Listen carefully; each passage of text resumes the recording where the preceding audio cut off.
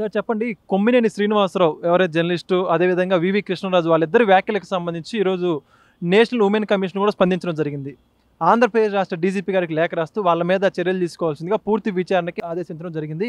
మొత్తంగా ఇది మొత్తం వెర్షన్ ఇలా ఉంటే, మరోపక్క వైసీపీ మాత్రం మహిళలందరికీ రక్షణ లేకుండా పోతుంది కూటమి ప్రభుత్వం అని చెప్పేసి కొంతమంది వాళ్ళ మహిళలతో రాష్ట్రంలో ధర్నాలు చెప్పిస్తున్నారు. అంటే అక్కడక్కడ ఓ పక్క ఈ విధంగా జరుగుతుంటే మరో పక్క వాళ్ళు ఆ విధంగా చేయడం ఎంతవరకు సమంజసం అంటారు?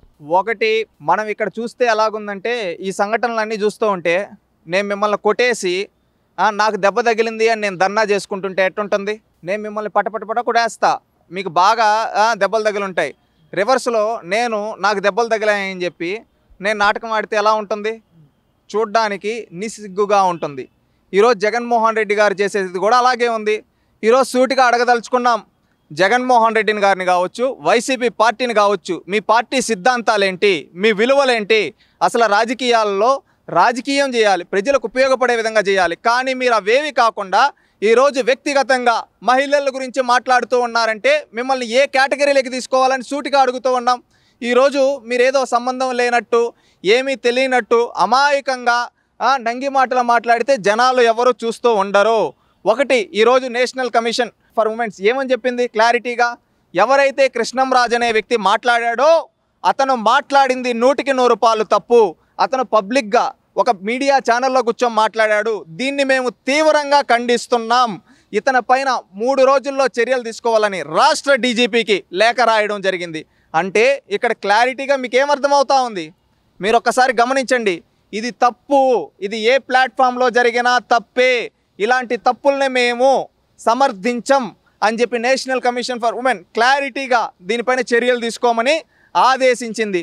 కానీ మన జగన్మోహన్ రెడ్డి గారు కావచ్చు, అదేవిధంగా ఎవరైతే మన సాక్షి మీడియా ఛానల్లో ఉండే పనిచేసే వ్యక్తులకు కావచ్చు, ఈశ్వర్ లాంటి వాళ్ళకు కావచ్చు, అదేవిధంగా వైసీపీ పార్టీలో ఉండే అంబటి రాంబాబు గారు, సజ్జల రామకృష్ణారెడ్డి గారు, అదేవిధంగా విడుదల రజనీ గారు, రోజా గారు, వీళ్ళందరికీ మాత్రం అది తప్పు కాదు అన్నట్టు బయటకు ప్రెస్ మీట్లు పెట్టి మాట్లాడుతూ ఉన్నారు. ఇది ఎంతవరకు కరెక్ట్? ప్రజలు ఆలోచించాలి ప్రజాస్వామ్యంలో.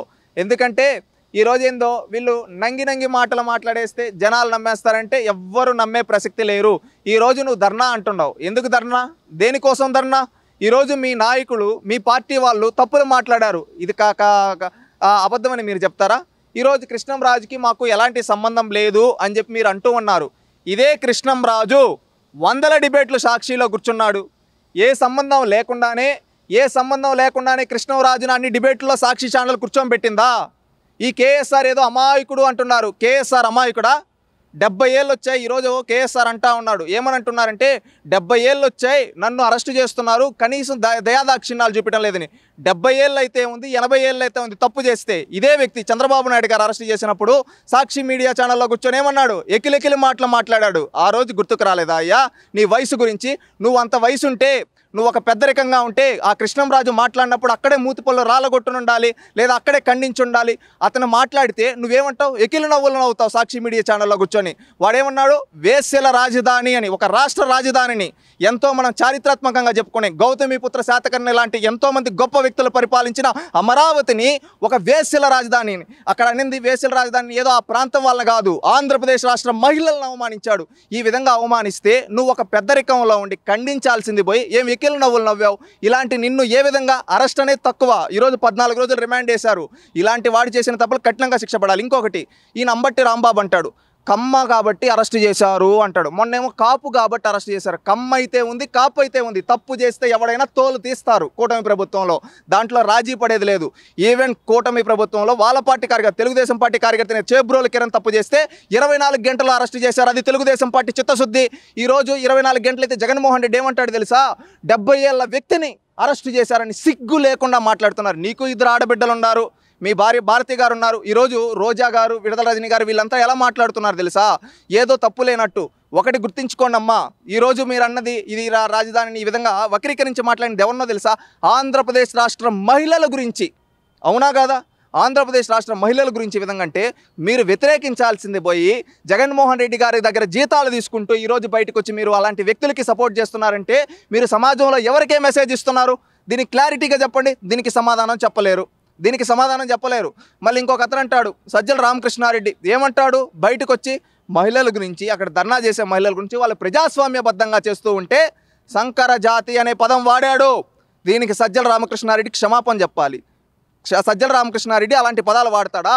జగన్మోహన్ రెడ్డి ఎందుకు ఇలాంటి వాళ్ళని సమర్థిస్తాడు? మొన్నేమో అతనేమో కులాల మధ్య అని చెప్పి అంటాడు, ఇంకొక అతనేమో తెలియకన్నాడు అంటారు, ఇంకొకడేమో సంకర జాతి అంటాడు, ఒకడేమో వేసేల రాజధాని అంటాడు, ఒకడేమో మాకేం సంబంధం మేము క్షమాపణ చెప్తామంటారు. అంటే ఒక్కొక్కరు ఒక్కొక్క స్టాండ్ తీసుకొని ఈరోజు వీళ్ళు అవమానించేది ఎవరినో తెలుసా? ఆంధ్రప్రదేశ్ రాష్ట్రం మహిళల్ని. ఈరోజు ఏదో నన్ను మిమ్మల్నో కాదు, వీళ్ళని మొక్కై వంగంది మానే వంగుతుందా అంటారు కదా, ఆ విధంగా గుర్తుకొస్తుంది. ఎందుకంటే నాడు నిండు శాసనసభలో భువనేశ్వరి గారిని అవమానించారు. ఆ తర్వాత ఎవరిని అవమానించాడండి వీళ్ళు? ఆ తర్వాత ఒక మీటింగ్ తెలుగుదేశం పార్టీకి సంబంధించిన అధికార ప్రతినిధుల్ని, ఎవరైతే గ్రీష్మ గారు ఒక మీటింగ్లో ఉంటే నిన్న ఎవడైనా రేప్ చేశాడా అని మాట్లాడాడు వైసీపీ లీడర్ ఒక అతను. అవునా కాదా? ఆ తర్వాత పంచుమర్తి అనురాధ గారిని కావచ్చు, అదేవిధంగా ఈనాటి హోంమంత్రిగా ఉన్న ఆనాటి టీడీపీ నాయకురాలు అనిత గారిని కావచ్చు, అదేవిధంగా గౌతు శిరీష గారిని కావచ్చు, ఇలాంటి ఎంతోమందిని, వీళ్ళనే కాకుండా సాక్షాత్తు జగన్మోహన్ రెడ్డి రక్తం పంచుకున్న షర్మిలా గారిని సైతం అదేవిధంగా వాళ్ళ చిన్నాన్న కూతురైన సునీత గారిని సైతం క్యారెక్టర్ అసాసినేషన్ చేశారు. మీరు చూశారు కదా ఆ రోజు. ఇది నేనేదో చెప్పడం కాదు, సాక్షాత్తు సునీత గారు, షర్మిలా గారి బయటకు వచ్చి మీడియా ముందు ఏడ్చారు, మా అన్నే మాపై ఈ విధంగా చేపిస్తున్నాడు, మేము ఎవరికి చెప్పుకోవాలి అని. అంటే ఆ ఆడబిడ్డలక్క కంటతడి ఎంత. మళ్ళీ అదేవిధంగా ఈరోజు సజ్జల రామకృష్ణారెడ్డి నీతులు చెప్పే సజ్జల రామకృష్ణారెడ్డి కొడుకు ఆనాడు సోషల్ మీడియా ఇన్ఛార్జిగా ఉన్నప్పుడు తెలుగుదేశం పార్టీకి సంబంధించిన మహిళా లీడర్ల గురించి ఏ విధంగా తప్పుడు రాతలు రాశారు, ఈ విధంగా ఆర్టికల్ లాగా ఫేక్ కొన్ని ఆర్టికల్స్ రాయిపించి అవుట్ సోషల్ మీడియాలో ప్రాపగేట్ చేశారు. అది ఎంత పెద్ద తప్పు. ఇలాంటి వాళ్ళని ఏం చేయాలి? ఎలాంటి చర్యలు తీసుకోవాలి ఇలాంటి వాళ్ళపైన? ఇదా సమాజంలో ఇలాంటి వ్యక్తులు చీడపురుగుల్లాగా. అందుకే ఈరోజు కూటమి ప్రభుత్వంలో లోకేష్ గారు చెప్పడం, తప్పు ఎవడు చేసినా తాట తీస్తాం, దీంట్లో రాజీ లేదు అని చెప్పి క్లారిటీగా చెప్పడం జరిగింది. దీంట్లో ఇదేదో వ్యక్తిత్వమో లేదా వ్యక్తిగతం కాదు, ఎవరైనా ఏ పార్టీ వాళ్ళైనా, మా పార్టీ వాళ్ళైనా తప్పు చేస్తే శిక్షిస్తాం, ఎవడైనా తప్పు చేస్తే శిక్షలు పడతాయని చెప్పి చెప్పడం జరిగింది. ఖచ్చితంగా ఇలాంటి వాళ్ళకి శిక్షలు పడాలి. ఇలాంటి వాళ్ళకి శిక్ష పడితేనే రేపు ఎవడన్నా ఆడవాళ్ళ గురించి మాట్లాడాలంటే భయపడతాడని చెప్పి తెలియజేసుకుంటున్నాం. ఎందుకంటే ఈరోజు వీళ్ళే కొట్టేసి వీళ్ళే మాకు దెబ్బలు తగిలాయని చెప్పి ధర్నా చేస్తుంటే ప్రజలు నవ్వుతున్నారు. ఇప్పుడు జగన్మోహన్ రెడ్డి గారు, భారతీ రెడ్డి గారు అన్కండిషనల్గా క్షమాపణ చెప్పాలి, వైసీపీ పార్టీ మొత్తం చెప్పాలి. ఎందుకంటే సజ్జల రామకృష్ణారెడ్డి వాళ్ళ పార్టీ ప్రధాన కార్యదర్శిని ఈరోజు ఇన్ఛార్జ్ అని చెప్పి మీటింగ్లన్నీ ఆయనే పెడుతుంటాడు. అలాంటి ఆయన మహిళలను ఉద్దేశించి సంకర్ చేస్తున్నాడు, అందుకని క్షమాపణలు చెప్పాలి. అదేవిధంగా వాళ్ళ సాక్షి మీడియా పైన వేసుల రాజధాని అని చెప్పి ఈ విధంగా ఒకరికి క్షమాపణ చెప్పాలి. వీళ్ళు క్షమాపణ చెప్పాల్సిందే చంద్రబాబు నాయుడుకో ఒకరు అమరావతి ప్రజలకు వీళ్ళు కాదు, ఆంధ్రప్రదేశ్ రాష్ట్ర మహిళలకి బహిరంగ క్షమాపణ చెప్తే తప్ప వీళ్ళని వదిలేది లేదు. ఖచ్చితంగా వీళ్ళు ఇదే విధంగా అహంకార పోకటాలతో పోతే ఆల్రెడీ ఇప్పుడు ఎన్ని స్థానాలు ఇచ్చారో చూసాం, భవిష్యత్తులో అవి కూడా రావని చెప్పి తెలియజేసుకుంటున్నాం. అంటే మీరేమో క్షమాపణలు చెప్పాలని చెప్పి చెబుతున్నారు. దీనికి సంబంధించి వైఎస్ఆర్సీపీ వాళ్ళు అంటే చూసుకుంటే విడుదల రజనీ గారు ఇలాంటి వాళ్ళు అందరూ ఏమంటున్నారంటే ఆల్రెడీ ఎప్పుడైతే కొమ్మినేని శ్రీనివాసరావు గారు ఖండించారు, లైవ్లోనే ఖండించారు, క్షమాపణలు కూడా చెప్పారు, ఆయన ఇంకా ఎందుకు ఉపేక్షించట్లేదని చెప్పి చెబుతున్నారు. నిజంగా చెప్పారు ఆయన వీడియోలో ఖండించారంటారా?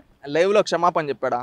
వేసల రాజధాని అన్న వెంటనే ఎకిల్ నవ్వులు నవ్విందవడు ఈ కేఎస్ఆర్ కదా. ఇప్పుడు రాష్ట్రం అంతా కేసులు ఫైల్ అవుతూ ఉంటే, రాష్ట్రం అంతా ఉద్యమంలా వస్తూ ఉంటే అప్పుడు వచ్చి నేను క్షమాపణ చెప్పాను అనడం కాదు. అప్పుడు అప్పుడు నవ్వాడా లేదా? నవ్వాడంటే ఏమని అర్థం? సపోర్ట్ చేశాడంటే ఏమని అర్థం? ఆ రోజు ఆపకుండా అది కావాలని ఆర్గనైజ్డ్ క్రైమ్ అని మేము భావిస్తూ ఉన్నాం. ఆర్గనైజ్డ్ క్రైమ్ అది. వీళ్ళు మారాలి, పద్ధతి మార్చుకోవాలి. ఒక పద్ధతి మార్చుకొని ఇక్కడైనా నిజాలు తెలుసుకుని. ఇప్పుడు విడుదల రజనీ గారు ఒక మహిళే కదా. ఈవెన్ మీకు చెప్తున్నామమ్మా, మీ గురించి కూడా ఎవడన్నా క్యారెక్టర్ అసాసినేషన్ చేస్తే వాడిపైన కూడా చర్యలు తీసుకుంటారు కూటమి ప్రభుత్వంలో. అది కూటమి ప్రభుత్వం, గుర్తుపెట్టుకోండి. ఇప్పుడు మీ పార్టీ వాడు తప్పు చేస్తే క్షమాపణ చెప్పండి, తప్పు అయిపోయిందని ఒప్పుకోండి, ప్రజలు పోనీలే అని క్షమిస్తారు. లేదు ఇట్లే ఒంటెద్దు పోగడాలతో పోతా ఉంటే ఆల్రెడీ మీ అహంకారం చూసి ప్రజలు ఎలాంటి స్థానాలు ఇచ్చారో చూసాం. మీ అహంకారంతో మీరు మహిళలు గత 5 ఏళ్ళు ఎట్లా వేధించారో చూసాం. దానికి మీకు ఏ విధంగా వచ్చాయి? ఇప్పుడు కూడా ఇంకా అహంకారం తగ్గకుండా ఇంకా రెట్టింపు మేము చేస్తామని చెప్పి రాష్ట్రంలో ఉండే మహిళలందరి శీలాల గురించి శంకిస్తే మాత్రం ఎవ్వరు ఊరుకునే ప్రసక్తి లేదు. రానున్న రోజుల్లో భూస్థాపితం చేసేస్తారు పార్టీని, అది గుర్తుపెట్టుకోండి. అయితే ఇప్పుడు దీనికి సంబంధించి వైసీపీ పార్టీ ప్రధాన వాదన ఏంటి అంటే, ఏదైతే మోడరేటర్గా వ్యవహరించినటువంటి కేఎస్ఆర్కి ఏం సంబంధం, మాట్లాడింది వివి కృష్ణరాజు గారు, సాక్షి యాజమాన్యానికి ఏం సంబంధం, ఈ రెండింటికి సంబంధించి ఎందుకు కేసులు నమోదు చేశారని చెప్పేసి మాట్లాడుతున్నారు. మీరేమంటారు? కృష్ణరాజు ఏమన్నా కొత్తగా ఆ రోజే వచ్చి డిబేట్లో కూర్చున్నాడా? ఇదే కృష్ణంరాజుని జగన్మోహన్ రెడ్డి గారు సతీమణి నడిపే ఛానల్లో ఎన్నో డిబేట్లకు పిలిచారు. ఆ కేఎస్ఆర్ వీళ్ళు కూర్చొని ఎన్నో డిబేట్లు చేశారు. సంబంధం లేకుండా ఇన్ని డిబేట్లు చేస్తారా? సంబంధం లేకుండా అన్నిసార్లు డిబేట్లకు పిలుస్తారా? సంబంధం లేకుండా అంత సందర్భంలో మాట్లాడతారా? ఒక్కసారి ఆలోచించండి. సంబంధం లేదు అని చెప్పి వీళ్ళు జస్ట్ ఒక మాట చెప్పేసి తప్పించుకున్నామంటే ఊరుకునే ప్రసక్తి లేదు. ఎందుకంటే కేఎస్ఆర్కి 100% కేఎస్ఆర్ తప్పు ఉంది. కేఎస్ఆర్ ఎందుకు ముందుగా ఈ విధంగా ఎకిల్ నవ్వులు నవ్వాడు? నిజంగా ఇలాంటి వ్యక్తి ఆ విధంగా మాట్లాడతాడని తెలుసుంటే అతన్ని రానిచ్చుండకూడదు కదా. ఇప్పుడు ఆ కృష్ణంరాజు ఏమన్నా క్షమాపణ చెప్తున్నాడా? అతను ఇంకా వితండవాదం చేస్తున్నాడు. నేను ఇట్టాను లేదు అట్టాను లేదని చెప్పి. ఇలాంటి వ్యక్తిని వదిలేయాలా? ఇలాంటి వ్యక్తులను వదిలేయాలా? ఇలాంటి చీడ పురుగులను వదిలేయాలా? ఇలాంటి చీడ పురుగులను శిక్షిస్తేనే రేపు ఎవడన్నా తప్పు చేయాలంటే రాష్ట్రంలో భయపడతాడు. లేకపోతే ఏమంటే ఏముందిలే నేను తప్పు చేసుకుంటా మళ్ళీ వైట్ కలర్గా తిరుగుతా అని చెప్పి అనుకుంటారు. ఇలాంటి వాళ్ళని శిక్షించాలి, కఠినంగా శిక్షిస్తారని కూడా నేను కోరుకుంటున్నాను. ఓకే, ఇప్పుడు దీనికి సంబంధించి సాక్షి యాజమాన్యం ఉంటుంది, ఏదైతే ప్రస్తుతం కూటమి ప్రభుత్వం యొక్క వ్యతిరేకత ప్రజల్లో చాలా బాగా ఉంది, దాన్ని డైవర్ట్ చేసేందుకే ఈ యొక్క కేసీఆర్ గారిని అక్రమ అరెస్ట్ చేశారు చెప్పేసి చెబుతున్నారు. రెడ్ బుక్ రాజ్యాంగం కూడా అంటున్నారు జర్నలిస్టుల మీద. ఒకటి, జర్నలిస్టుల పైన రెడ్ బుక్ రాజ్యాంగం ఇలాంటి మదాలు జగన్మోహన్ రెడ్డి గారు వాళ్ళ పార్టీకి సంబంధించిన మీడియా ఛానల్ వాడితే జనాలు నవ్వుతారు. ఒకప్పుడు అంకబాబు అనే వ్యక్తిని 80 ఏళ్ళ వ్యక్తిని కావాలని తీసుకో, అది అక్రమ అరెస్టు. ఈరోజు క్లారిటీగా లైవ్లో కనబడి లైవ్లో ఈ విధంగా ఈరోజు ఆయనేమో తెలుగుదేశం పార్టీని కూటమి ప్రభుత్వాన్ని అనలా, ఎవరినన్నాడు? ఆంధ్రప్రదేశ్ రాష్ట్ర మహిళల శీలాలను శంకిస్తూ అని మాట్లాడారు ఆ డిబేట్లో. అలాంటి వ్యక్తులను అరెస్ట్ చేయకుండా ముద్దు పెట్టుకోవాలా? ఒక రాష్ట్ర మహిళల యొక్క క్యారెక్టర్ల గురించి తప్పుగా మాట్లాడినాన్ని వదిలేయాలా? తప్పు, 100% తప్పు, కఠినంగా శిక్షిస్తారు. దీన్నైతే వీళ్ళు ఏంటంటే వీళ్ళు చేసే ఎదుటోడు చేస్తే తప్పు, వీళ్ళు చేస్తే మంచి అన్నట్టు మాట్లాడితే ఎవ్వరు చూస్తూ ఉండరని చెప్పి తెలియజేసుకుంటున్నాం.